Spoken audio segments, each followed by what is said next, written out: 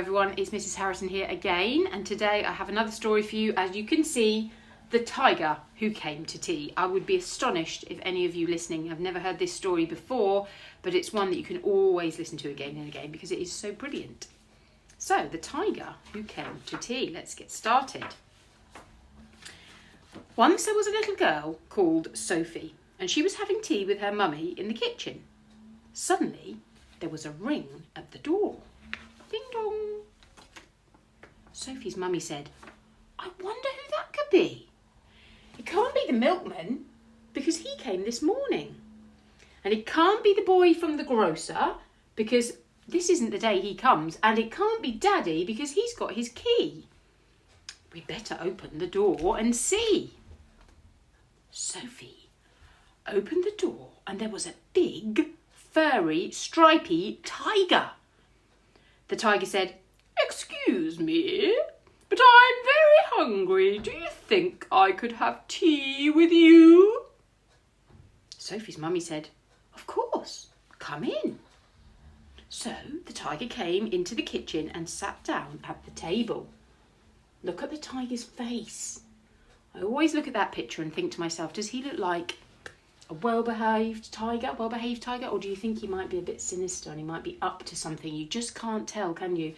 But you can certainly tell that that is a delicious looking tea. Lots of cakes and buns. Delicious. Sophie's mummy said, "Would you like a sandwich?" But the tiger didn't take just one sandwich. He took all the sandwiches on the plate and swallowed them up in one big mouthful. And he still looked hungry. So Sophie passed him the buns. But again, the tiger didn't eat just one bun. He ate all the buns on the dish. And then he ate all the biscuits and all the cake until there was nothing left to eat on the table. Can't see the picture very well, I'm afraid. There we go. Look at him drinking that tea. I remember one day when Mrs. Deary came to school dressed up as the tiger from this story, and she had a teapot and she was holding it just like this picture, and it made me very happy. It made me laugh. So Sophie's mummy said, "Would you like a drink?" And the tiger drank all the milk in the milk jug and all the tea in the teapot.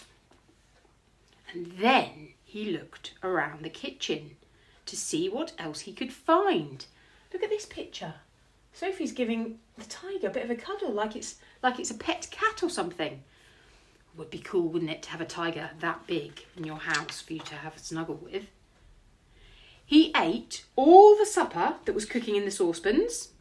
I wonder what's in those saucepans. Maybe soup or stew or something, maybe some spaghetti bolognese. And all the food in the fridge. And all the packets and tins in the cupboard. Oh, look at him there. He's still got one of those faces that you just don't know what's he going to do if he's eaten all the food. What's he going to eat next?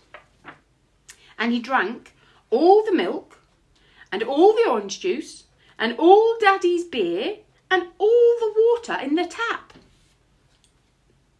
He's drinking it as it's coming out of the tap. Look, Sophie's still cuddling the tiger. You can tell she really likes him. She's snuggling him with his tail there as he drinks the water.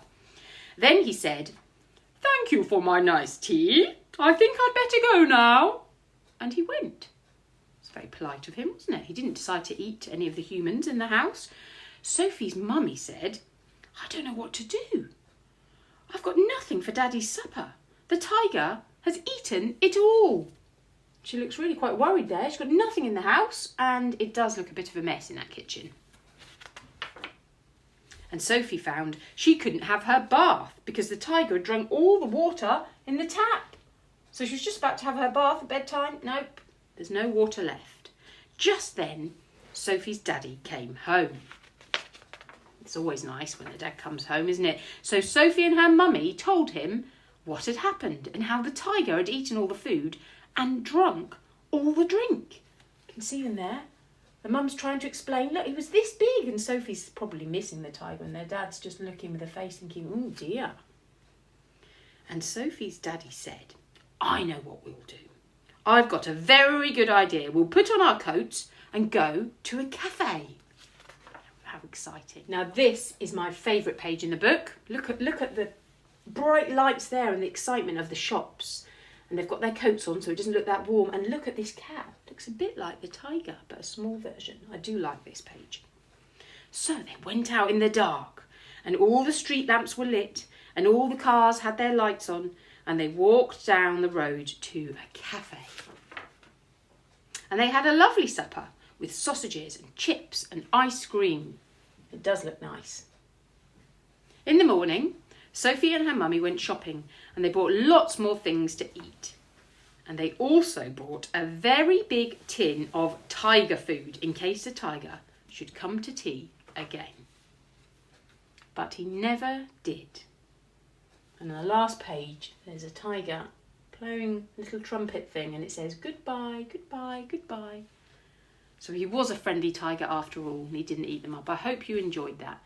I will be back next week with some more stories for you all, and I hope you have a fabulous weekend, doing lots of reading and nice things with your families. Okay, take care. Thank you.